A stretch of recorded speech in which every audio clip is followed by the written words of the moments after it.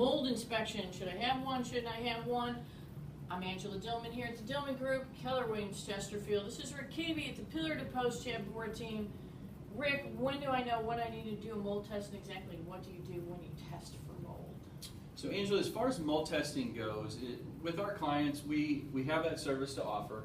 And they can order that at the time of inspection, so if they know already they're going into the home and they either saw something or smelled something in the home that they maybe thought they should have the test, or if they're just sensitive to that, it's a good idea to have that mold test done.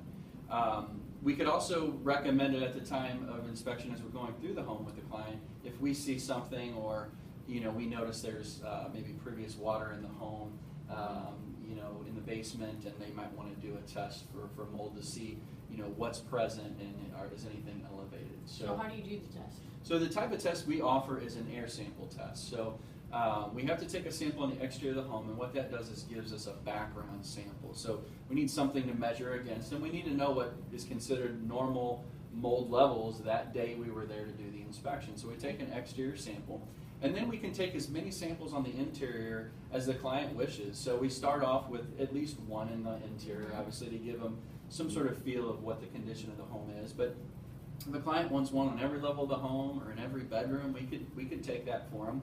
And what that mold sample is going to tell us is what molds are in the home and at what levels the molds are at. Or is anything elevated, or are there any molds that they have allergies to or are concerned about within the home? So it's going to test and tell me specific kinds of molds that are there. Exactly. And what levels, and how long does that take to get back? I assume you send that off. We do, actually. We take the samples and then we take it to a lab. That lab analyzes those samples. That's how, they're very specific on what types of molds and at what levels they are. And it usually takes 48 hours to get that test back. So, gotcha. And it's a very detailed, lengthy lab report on, again, the basically health and status of the home relative to mold.